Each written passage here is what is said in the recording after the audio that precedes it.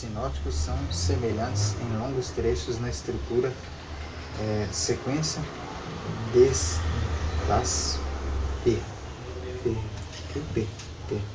percopes, períodos mesmo, e também na forma do texto grego. Os sinóticos se diferenciam na escolha dos temas, na apresentação, contexto da narrativa e frequentemente também na forma do texto grego.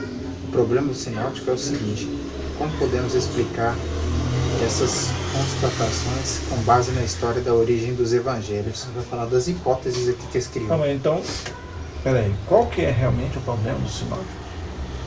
Sinótico, como podemos explicar essas constatações com base na história da origem dos evangelhos? Na história da teologia foram dadas diversas respostas a essa questão. Aí eles começam com as hipóteses, né? Entendi, mas é porque na verdade é o seguinte: nós temos 4 pessoas diferentes falando de Jesus, né? 4 homens diferentes falando de Jesus.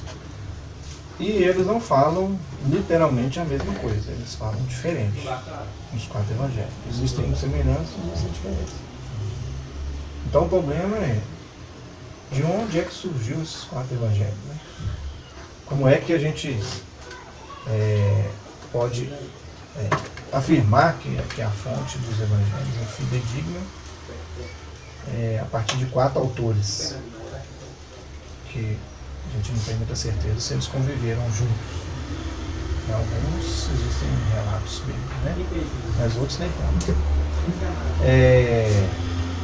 E aí, por que esses 4 evangelhos têm diferenças? Como é que essas diferenças surgiram? Não é isso? É mais ou menos isso. Mais ou menos nessa linha de raciocínio? Então aí ele vai citar as 4 hipóteses em que surgiram os evangelhos, né? A origem dos evangelhos.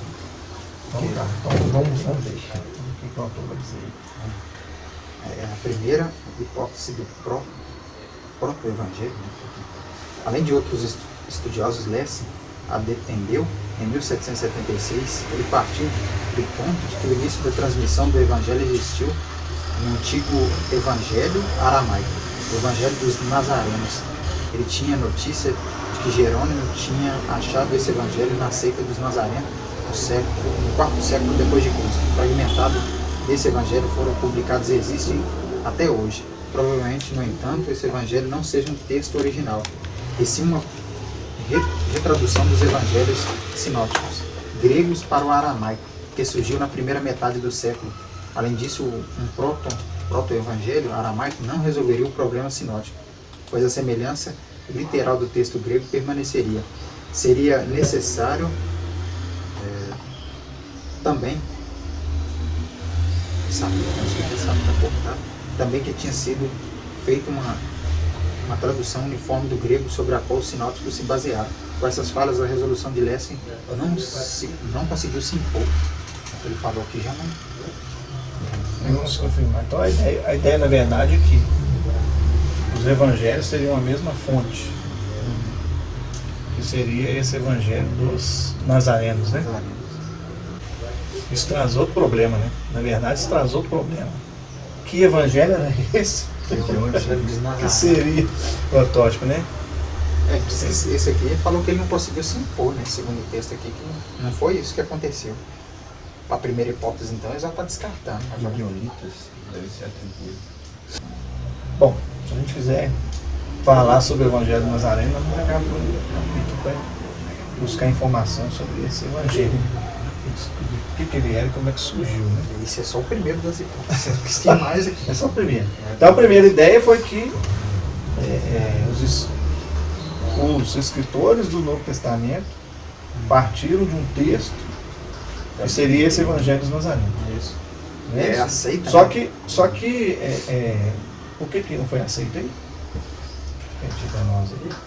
Olha lá, aí tem provavelmente, no entanto, desse Evangelho foram publicados. Foram encontrados fragmentos, né? Desse Evangelho dos Nazarenos. Vamos lá. Daí ele está falando que provavelmente esse evangelho não é um texto original, né? Meio que por isso que eles não... Talvez que não esteja reconhecendo ele como essa fosse uma hipótese correta, né? De que partiu disso. Além de tudo, eu precisaria traduzir do aramaico para o grego, né? Porque esse evangelho aí era em aramaico. Então eu precisaria traduzir dele para o grego para depois escrever, né? Ou contar ler em aramaico e refazer ele em grego. Né? Diz que ele existe até hoje, né? Existe. Ela fragmentados desse evangelho foram publicados e existem até hoje. Existe. Primeira Está sendo uma pesquisa aqui, tem primeira vez que eu falar desse Né? evangelho de Nazaré, né? Que isso? Então, mas eu não entendi aí no texto ainda por que essa hipótese foi descartada. Vamos ver. Que os 4 evangelhos não surgiram do Nazareno. Por quê? Provavelmente, no entanto, esse evangelho não seria um texto original, sim uma retradução dos evangelhos sinóticos gregos para o aramaico, que surgiu na primeira metade do século. Além disso, um proto-evangelho aramaico não resolveria o problema sinótico, pois a semelhança literal do texto grego permaneceria. Seria necessário também que tinha sido feita uma tradução uniforme do grego sobre a qual os sinóticos se basearam. Com essas falhas, a solução de Lessing não conseguiu se impor. Então é o seguinte, porque na verdade, se os 4 evangelhos tivessem partido do aramaico, eles teriam uma mesma linha de raciocínio, para começar. E a outra é que, pelo que eu entendi do texto aí, é que o texto dos evangelhos segue uma linha grega que não existe no aramaico. Então não teria como eu aceitar a hipótese que veio do aramaico. Entendeu? Não é isso? É isso que vem dizer? Aí ele inverteu no final, ele inverteu, né? É provável que seja o contrário, né? Que o evangelho nazareno seja fragmento dos evangelhos sinóticos. Por isso que a hipótese caiu. Agora deu para entender. Ele continua? Vamos lá. O 2 é para outra hipótese. A hipótese dos fragmentos. De acordo com essa sugestão, os evangelhos sinóticos são constituídos em inúmeros pequenos fragmentos que foram registrados pelos apóstolos e seus ouvintes. Nisso teriam imitado os alunos dos rabinos judaicos e também que também anotavam os ensinos e atos de seus mestres. Teria havido um interesse muito grande. Esses registros, por isso, teriam sido traduzidos para o grego rapidamente. Sinóticos teriam então colecionado esses fragmentos do grego dieges,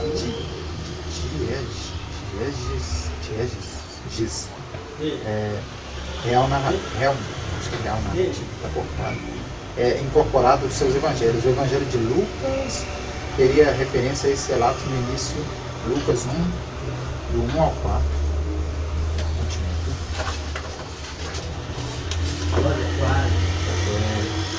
A proposta de solução foi defendida primeiramente por os caras que tem um nome esquisito, e complementada em 1832 pela suposição de que o Evangelho de Mateus elaborada uma coletânea de oráculos de Jesus. A hipótese dos fragmentos tem muitos argumentos a seu favor, principalmente do Evangelho de Lucas, aceitando como pressuposto a tradução dos... Cortou muita palavra. Então, mas peraí. Nessa hipótese, o Evangelho... Porque, vamos pensar na época. Eu acho que quando Jesus apareceu, na verdade, e talvez por isso a gente não tenha muitas outras coisas sobre Jesus, é que ninguém deu importância ao impacto que Jesus ia fazer. E nem, eu acredito que talvez nem depois da morte dele, no primeiro instante. Porque de qualquer forma tinha os apóstolos. Você tinha os apóstolos. Então a pessoa que conviveu com Jesus transmitiu o ensinamento de Jesus. Mas a partir do momento que a igreja cresceu, ou que os apóstolos foram morrendo, aí ficou mais difícil de manter a unidade do evangelho, inclusive por causa dos heréticos, né? Eles chegavam introduzindo o punhado de coisa. Essa questão do evangelho é uma coisa dominada pelo Espírito Santo, né? Porque depois os apóstolos eles pregaram o evangelho e teve que ter eu acho que tem que ter uma atuação divina. Até hoje, senão seria só um fato histórico. Um fato histórico. Se não tivesse uma ação divina. Pois é, aí o que acontece? O que ele está dizendo aí? Que essa hipótese é em relação aos fragmentos, ou seja, Alguém estava lá assistindo Jesus no Sermão da Montanha e resolveu anotar. Jesus falou, bem-aventurado os pobres de espírito. Mais tarde alguém achou essas anotações e começou a montar o Evangelho. Que tenha participado do evento ou não. Né? Não é isso? A ideia não é essa? E inclusive baseia-se muito em Mateus, que Mateus, se a gente for olhar o livro, ele é assim, né? Eles são pontos das falas de Jesus. Não existe aquele acompanhamento histórico, né, em Mateus, em boa parte de Mateus. Ao contrário de Lucas e outros negócios que vai dizer, Jesus estava aqui, atravessou por lá de lá, então você imagina uma caminhada. Mas para Mateus, muitos dos fatos se interessam só o fato em si. Como é que Jesus chegou no monte e começou a pregar? Para Mateus isso não interessa. Ele vai pegar a pregação no monte, vai relatar ela. Entendeu? Ele não contou o contexto talvez todo. Por que Jesus subiu? Entendeu? Então aí essa hipótese ganhou por causa disso, porque de repente é o seguinte, todo mundo está seguindo Jesus, Jesus está lá na beira do mar, tá? Aí Jesus resolve subir a montanha. Até aí, não havia importância. Para quem mora lá, acho que esses fatos não é tão relevantes. Não é relevante. Porque com um grego lá tem que ter uma descrição de localidade. Também. Mas aí é o seguinte, talvez a pessoa não dê importância, mas aí quando Jesus começou a falar, aí o cara acordou e falou assim, não, deixa eu aproveitar que eu estou aqui, deixa eu anotar as coisas que o mestre está falando aí. Aí começou a anotar. Então surgiram esses fragmentos que eram pontos. E talvez alguém anotou um pedaço, outra pessoa anotou outro, e aí isso depois foi formar um livro. Essa era a ideia dos fragmentos. Né? E por que, segundo esse autor aí, não deu certo?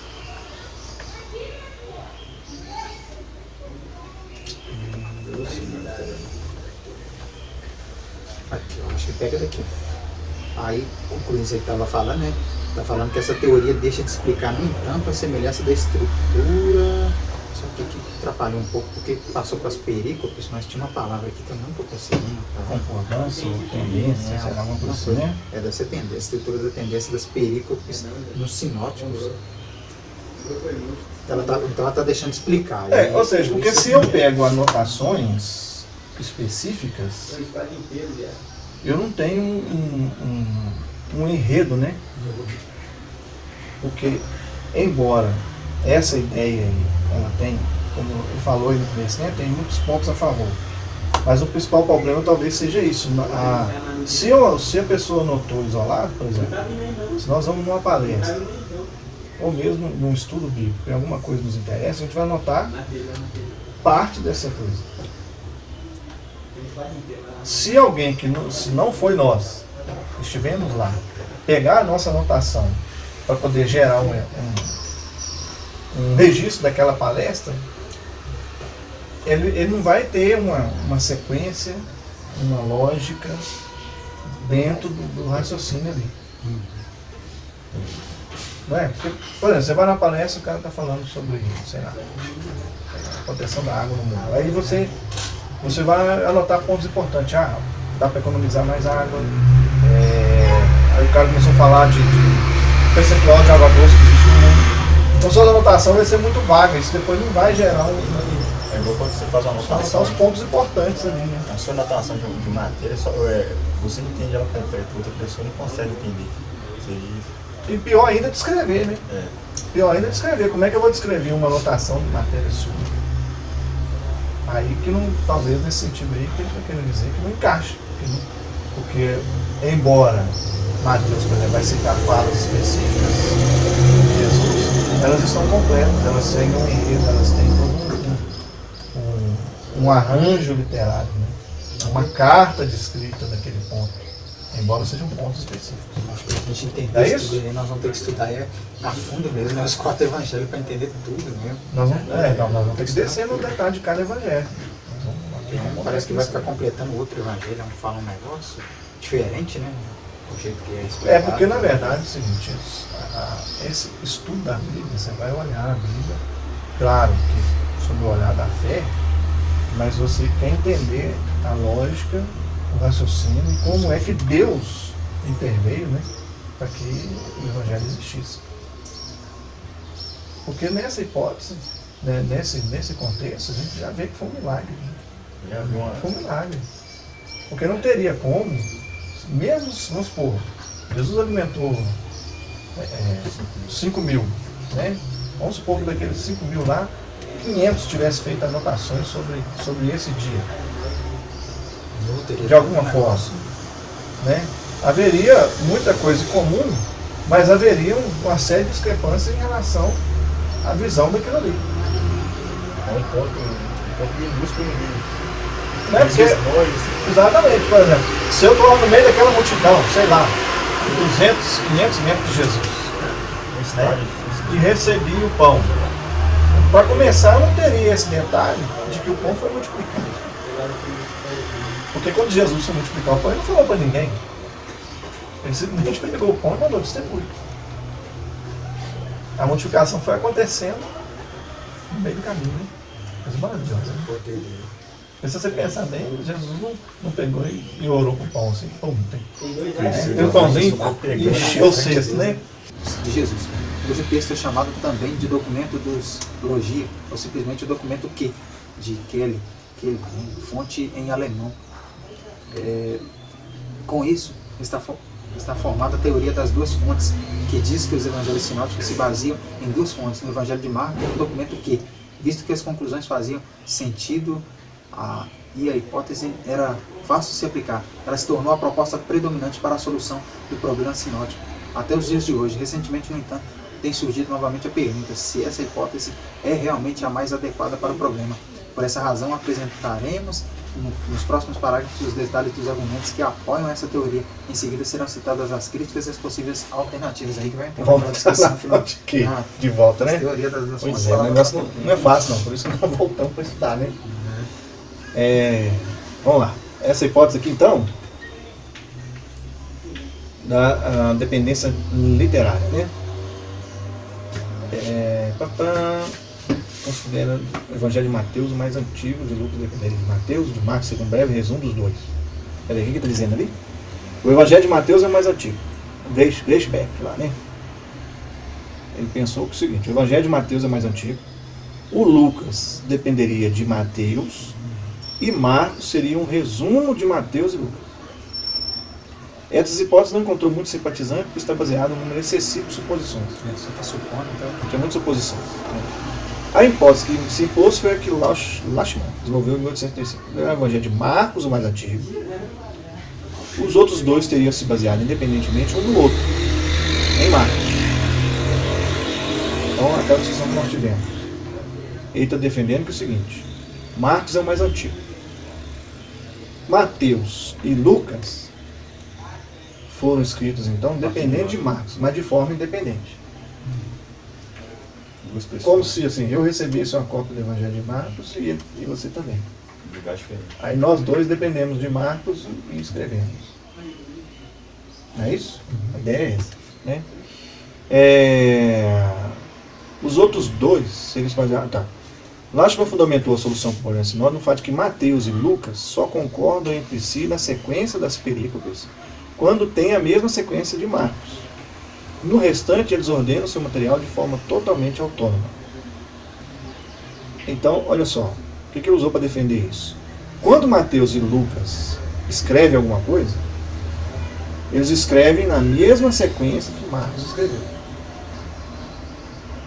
Então parece que eles copiaram de Marcos. Não é isso? Visto que Marcos foi escrito aos romanos?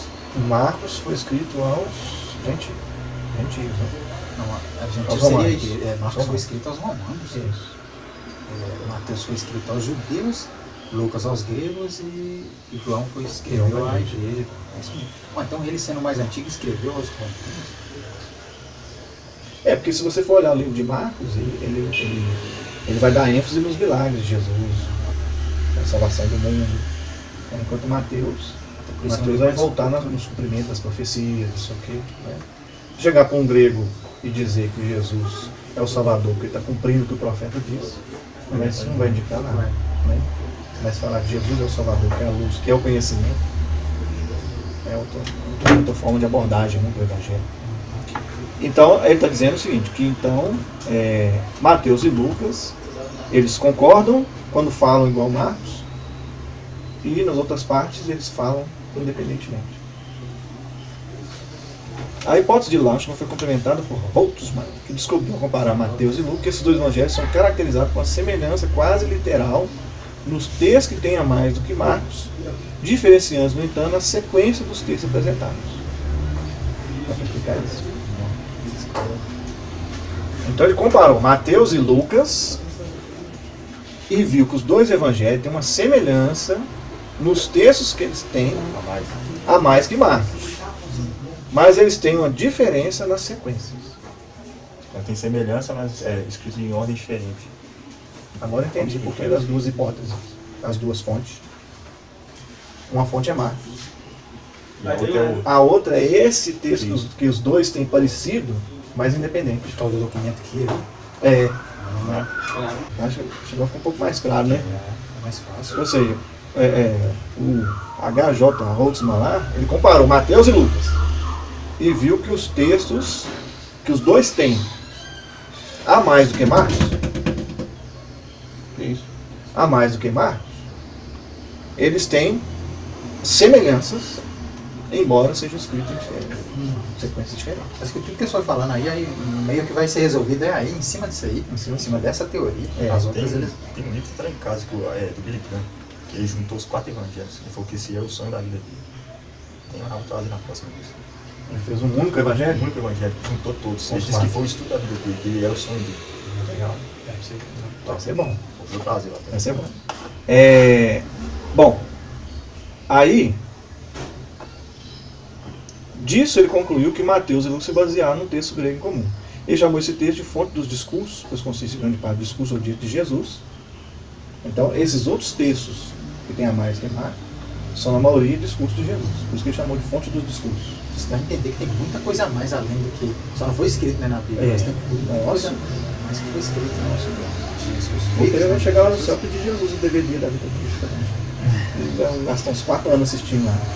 Interessante. Né? Imagina o que Jesus fez. Eu acho que vai ser revelado. Mas isso é interessante. Né? Mas é só dar um upgrade. Vai dar um... Né? Mas ainda Mude a vai sua levando, mente. até aquela questão Mude a sua mente para você de receber ver. oportunidade e tal. A gente tem mais alguma coisa para falar. Então, hoje o texto é também chamado de documento de analogia, ou simplesmente um documento Q. Então, daí que surgiu a fonte Q. Né? Fonte Q no português, que o Q de Kelly já significa fonte. Bom, aí está outra parte do texto que você leu, e aí vai entrar aqui. Então, agora a gente entendeu finalmente as duas fontes do Evangelho, né? Dos sinóticos. Essa proposta baseia em duas colunas. Marcos é a base para Mateus e Lucas. Marcos é o primeiro. E Mateus e Lucas fizeram uso de um documento dos discursos, Q, e o incorporaram nos seus evangelhos. Marcos é uma das fontes e o documento dos discursos, a fonte Q, é a outra fonte. Em favor de Marcos, como texto primitivo, existem os seguintes argumentos. De Marcos. Marcos é o mais curto dos três evangelhos, né? Os primeiros 3 evangelhos. Por causa do enorme respeito que existia na igreja primitiva, pelo santo texto dos evangelhos, é mais provável que tenha havido uma expansão do que um resumo do texto. Por isso o texto mais curto é o mais antigo. Mateus e Lucas só se assemelham na estrutura, no conteúdo, na sequência e na formulação do texto, naquelas passagens básicas em que são paralelos a Marcos. Como exemplo disso, serve os capítulos 4 e 5 de Marcos, com seus paralelos nos 2 evangelhos. Com os paralelos em... Aí deve ser Mateus 13, do 1 ao 23, Lucas do 8, do 1 ao 15. Esses textos estão parecidos, né, com os 3 evangelhos. Marcos apresenta pouco material que aparece somente no seu evangelho. O texto exclusivo de Mateus e Lucas se estende por vários capítulos. Então, Marcos tem pouquíssima coisa que, vamos dizer assim, está só no livro de Marcos. Então, a ideia aqui é que o evangelho foi, na verdade, complementado depois com outras fontes, né? Com a fonte que parece que, em comparação com Marcos, parte de Mateus e Lucas apresentam correções linguísticas e de conteúdo. Às vezes, Mateus e Lucas concordam nessas correções, às vezes não. Alguns exemplos de correções linguísticas. Marcos 2, versículo 4, diz aí. Marcos 2 e 4. Não podendo levá-lo até Jesus, por causa da multidão, removeram parte da cobertura do lugar onde Jesus estava e pela abertura do teto baixaram a maca em que estava deitado o paralítico. Agora tem que achar o texto deles. Esse texto lá em Mateus 9, 1 a 8. Exemplo de correção de conteúdo. Aqui citou.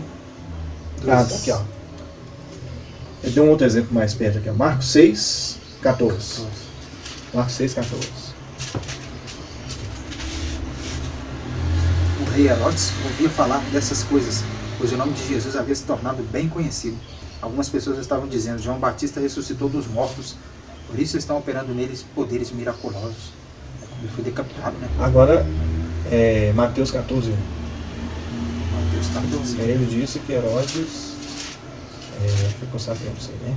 Olha lá. Por aquele tempo, Herodes, o tetrarca, ouviu os relatos a respeito de Jesus. Lê mais um pedaço. E disse aos que os serviram: Este é João Batista, ele ressuscitou dos mortos, por isso estão operando nele poderes miraculosos. Aí a parte que eles estão concordando, né? Então, no caso, eles concordam. Ou seja, exemplo de correção de conteúdo, né? Então, eles pegam Marcos e dão esse complemento. Herodes, qual Herodes? Lucas vai ser mais detalhista. Eles não especificam muitas coisas, não. Eles Marcos falam, não. Mas aí Lucas entra corrigindo o texto. Entendeu? Detalhando mais. As conclusões. Pode falar. Aí ele fala que Lucas usou Marcos como pesquisa. Marcos é a fonte. E por isso ele conseguiu ampliar o. Dá pra entender, porque o cara foi. Porque como ele usou uma fonte de conhecimento, que ele complementou o conhecimento que ele tinha. Aí foi aí é negócio de Deus mesmo. As conclusões dessa observação são: Mateus e Lucas conheciam o evangelho de Marcos e se basearam nele. Portanto, Marcos deve ser o evangelho mais antigo. Talvez tenha havido um Marcos primitivo, no qual Lucas se baseou. Isso explicaria alguma diferença entre Mateus e Lucas. É interessante que é o seguinte, porque se Marcos tivesse copiado de Lucas, vamos dizer assim, tivesse ouvido de Lucas, ele ia falar que era do tetrarca. Ele ia sair mais completo, né? Ele ia falar, mas foi o contrário. Entendi. Entendeu? Interessante. Bom, então falou de Marcos aí, né? Agora vai falar da segunda fonte, que é o documento que existem os seguintes argumentos. Mateus e Lucas concordam, vamos lá, em parte integralmente, até nos textos que os dois têm a mais do que Marcos. Isso não leva à conclusão de uma dependência literária na formulação do texto grego. Como exemplo, compare Mateus 3, 7 a 10 e Lucas 3, 7 a 9. Vamos lá. Acha Lucas. Lucas 3, 7 a 9. E Mateus 3, 7 a 10. Isso é interessante fazer essas comparações. Mateus 3, 7. 3, 7. Né? Então, Quando viu que muitos fariseus e saduceus vinham para onde ele estava batizando, disse-lhes: raça de víboras, quem lhes deu a ideia de fugir da ira que se aproxima? Deem fruto que mostre o seu arrependimento. Não pensem que vocês podem dizer a si mesmos: Abraão é nosso pai, pois eu lhes digo que dessas pedras Deus pode fazer surgir filhos de Abraão. O machado já está posto à raiz das árvores, e toda árvore que não der bom fruto será cortada e lançada ao fogo. Mateus. Dizia, Mateus 3,7. Dizia, pois. Não, isso aqui foi Mateus, do senhor. Não, é Lucas 3,7. Dizia, pois, João à multidão que saía para ser batizada por ele: raça de víboras, quem vos ensinou a fugir da ira que está por vir? Produzi, pois, frutos dignos de arrependimento, e não comeceis a dizer em vós mesmos: temos Abraão por pai. Porque eu vos digo que até dessas pedras pode Deus suscitar filhos a Abraão. E também já está posto o machado à raiz das árvores. Toda árvore, pois, que não dá bom fruto, é cortada e lançada no fogo. E eles concordou, né, Alexandre? Eles concordaram, mas foi o que está dizendo ali, ó. Porque esse texto não existe em Marcos, mas os dois concordam. Entendeu? Problema? Então, ou seja, eles se basearam no mesmo lugar. E outro documento. Na fonte? A fonte aqui. Só para entender melhor, tá abrindo a mente. Porque o Jesus mesmo no discurso, ele falou, acho que foi no capítulo 6 de João, ele foi falar que esses fariseus, esses mestres da lei, tinham por pai o diabo. Ele foi pesado com isso. Ele falou: vós tem por pai o diabo. Não é à toa que João brigou com eles, não. Sim, então aqui, ó. Então, esses textos, né? Só que aí o autor vai dizer ali uma coisa, ó. Então, aqui, ó. Mateus e Lucas concordam, em parte literalmente, até nos dois textos que tem a mais do que Marcos. Foi o caso aí, esse exemplo. 2. Nos textos que Mateus e Lucas têm a mais do que Marcos, não há só discurso de Jesus. Há também relato dos atos de Jesus. Nesse aspecto, a designação fonte dos discursos é enganosa. Então, aí ele está brigando aqui porque não pode mais chamar só de fonte dos discursos. Porque não foi só os discursos de Jesus, né? Tem outras coisas. Entendeu? Ele está criticando o nome dado pelo Holtzman lá, né? Ou foi o Lachman, nem eu já misturei os nomes do dois. Mas um dos dois lá que disseram que era a fonte do discurso, né? Então não é a fonte que. Então cortaram o nome do discurso por causa disso. E além do discurso tinha Atos de Jesus. Exemplo. Mateus 4 comparado com Lucas 4. Mateus 8, de 5 a 13, paralelos. 18 a 22, paralelo. Mateus 11, paralelo. Vamos ver. Mateus 4 comparado com Lucas 4. Aí vai falar da tentação de Jesus, né? Tentação de Jesus. Pode ler aqui mesmo? Não precisa não. Já não. Ok? Aí, lê só um versículo aí, só para não ficar em branco lá. E Jesus, cheio do Espírito Santo, voltou do Jordão e foi levado pelo Espírito Santo ao deserto. Amém. É o que ele está dizendo. Como Mateus e Lucas vão dizer a mesma coisa, só que não está falando mais só de discurso. Isso é um ato de Jesus. Lucas ele acrescenta bem mais coisa do que Mateus. Olha lá. Lê aí de novo, Lucas 1. Jesus, cheio do Espírito Santo, voltou do Jordão e foi levado pelo Espírito Santo ao deserto. Ele voltou do Jordão. Aí Mateus vai falar, então Jesus foi levado pelo Espírito ao deserto para ser tentado pelo diabo. Ele negócio mais coisa do que Coloca a localidade. mais detalhista. Né? Lucas se escreveu para quem? os gregos. Os gregos. E aqui é Mateus. Mateus para os judeus. Como judeus, eles moram lá, não precisa ter a indicação de lugar. Como é para gregos, precisa ter indicação de lugar. Exatamente. Vai sair bons teólogos aqui. Já está chegando. Vamos caminhar. Vamos lá, quer mais? 3. Nos relatos do sofrimento, não é possível descobrir esses textos. Aqui cada evangelista segue a sua própria linha. Muito interessante. O sofrimento de Cristo vai ser relatado diferente pelo evangelista. Vai ser interessante, né? Você pegar os textos, né? Mais outro tempo para estudar. Sofrimento. É legal demais. O sofrimento de Cristo. Próximo. O sofrimento. Não, mas nós temos que estar acabando. Deixa eu ver se esse termina aqui, ó. Vamos lá. Que ele vai resumir aqui agora. 4. Mateus e Lucas organizam o material de forma diferente. Mateus apresenta discursos em vários agrupamentos e Lucas em 2 blocos. Isso mostra que os dois evangelhos não são completamente dependentes de si, mas se basearam em uma fonte textual comum. Então é aquilo que a gente já discutiu lá em cima. Na verdade, Mateus pega os discursos de Jesus e coloca em vários grupos. Mateus 5 a 7, 10, 3, 18. Né? Agora Lucas não. Lucas separou 2 blocos específicos para falar dos discursos de Jesus. Então isso mostra que os dois escreveram independentemente. Porque senão os dois iam sair do mesmo jeito. Né? Mas que eles têm a mesma fonte, porque os dois textos são parecidos. Vamos resumir as conclusões sobre o documento dos discursos. Provavelmente existiu uma versão dos discursos e dos atos de Jesus na língua grega, que Mateus e Lucas conheceram e usaram. Essa fonte se perdeu. Ela se tornou conhecida como o documento dos discursos. Como ele era em detalhes, não sabemos. Conclui-se disso que os trechos de Mateus e Lucas, em que eles se assemelham fortemente, pertenciam a esse documento, enquanto Marcos não incorporou no seu evangelho essa tradição. O documento do discurso é, portanto, uma reconstrução literária baseada nos evangelhos que conhecemos. Não está comprovado como fonte documental. Para complementar a teoria das 2 fontes, ainda é necessário um comentário sobre material exclusivo, que pode ser achado somente em Mateus ou somente em Lucas. Já não é possível saber se os autores dispunham de transmissão oral ou escrita desse material exclusivo. Mais frutífera é a reflexão sobre as ênfases teológicas dos textos exclusivos de cada um, pois esses textos nos dão indicações da mensagem que cada evangelista queria transmitir. Seguindo a teoria das 2 fontes, temos a seguinte figura para ilustrar a dependência entre os 3 primeiros evangelhos. Aí, acho que cortou a figura aqui. Tinha um desenho. Mas vai dar para entender muita coisa. Mas então, olha só. Aí ele termina aqui dizendo o seguinte: existem textos exclusivos de Mateus, textos exclusivos de Lucas.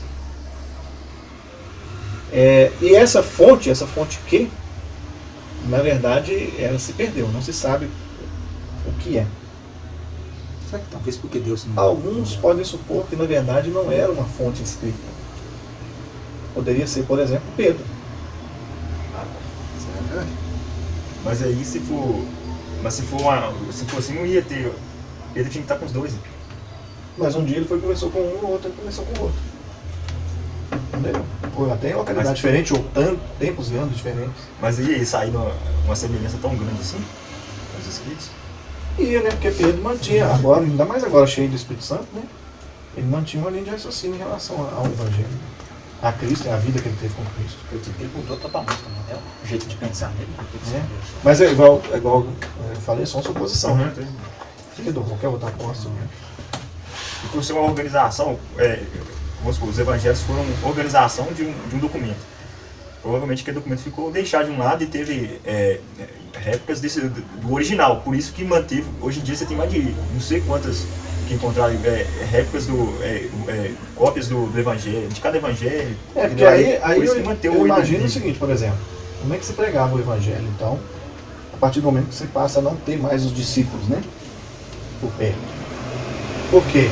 Todos aqueles que foram discípulos de Jesus diretos, não só os 12, por quê?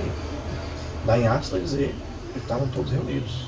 Tinha mais gente, um cara começou a falar em inglês, depois o cunhadão aceitou Jesus, né? Então essas pessoas também viraram discípulos de Cristo. E eles estavam perto da costa, aprender. Então como é que começa a igreja? Começa lá no discurso de Pedro. Aí Pedro já pega lá atrás e traz o histórico todo, 3.000 pessoas aceitou Jesus. Né? Aí, ou seja, essas pessoas começam então a aprender junto com a igreja que está ali presente, que são todos apóstolos, começa a aprender de Cristo. Aí a igreja começa a crescer. Há perseguição dos judeus e tal, e aí começa. Chega Paulo, né? E aí começa a crescer o evangelho. Então chegou num momento em que alguém sentou e escreveu. Alguém sentou? Não, Marcos escreveu. E esse texto provavelmente começou a andar às igrejas. Aí vem Mateus, que é o que tudo indica, continuou do lado judeu, ou em Jerusalém, ou pelo menos onde aquele ia. Era com os judeus que ele conversava. E falou, não, eu vou pegar o livro de Marcos, a carta de Marcos, e vou conversar com fulano, ou o texto tal, e vou reescrever esse negócio, para que todos tenham certeza do que aconteceu com Jesus e como foi. Enquanto ele fazia isso, Lucas teve a mesma ideia do outro lado do livro. E aí fizeram o evangelho. E aí por isso nós estamos nos 3 hoje. Aí, ou seja, a partir do momento em que chegou o livro de Mateus e chegou o livro de Lucas, essa fonte secundária já não era mais importante. Porque tudo que ela ia dizer estava nos dois. Meio que eles se tornaram mais importantes talvez do que a fonte que Porque aí eles foram usados pelo Espírito Santo para compilar esse negócio para que o evangelho continuasse. talvez para o povo também não continuar procurando essa tal de fonte Exato. que É que teve uma organização, né? Com certeza deve ter alguma coisa que tinha necessidade, assim, para mais. Eles têm que fazer uma organização. Não, foi mesmo só uma organização, eu creio, não foi para mais não. Porque quando se defende o livro de Marcos, é justamente porque ele é menor, ele tem menos detalhes.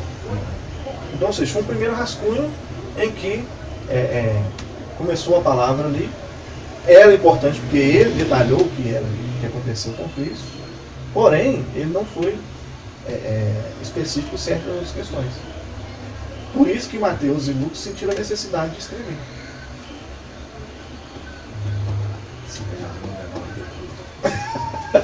Pensava que os caras sempre lá. Agora vai ver que nós vamos pegar eles agora nos cultos agora. É maravilhoso demais que a palavra de Deus vem. Porque o pessoal tem mais. A gente, às vezes, aprende que a palavra de Deus foi feita igual o Espiritismo. Psicografia. Fala Deus que eu estou te ouvindo. Na verdade, não foi. Foi ter que um esforço Deu um esforço para manter a palavra. Claro que direcionado pelo Espírito Santo. A obra de Deus tem que preparar. Mas porque Deus não instrui o homem. Deus exige, ele sempre espera da gente um mais. Ele quer que a gente se esforce. A gente percebe que é coisa fácil, né? Deus quer que a gente.